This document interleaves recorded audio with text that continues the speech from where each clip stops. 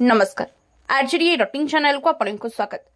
पीतामहल झाड़ेश्वर मंदिर में दानहुंडी भांगी चोरी। रायगड़ा सदर ब्लॉक पीतामहल स्थित झाड़ेश्वरी शिव मंदिर हुंडी भांगी चोरी होता जमापड़ी।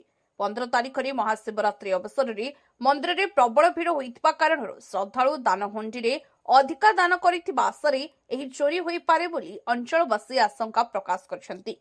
तेबे एने पुलिस रे मामला रुजु होइतिबा परे चोरी घटनार पर्दाफाश हेबो बोली जणापड़िछि।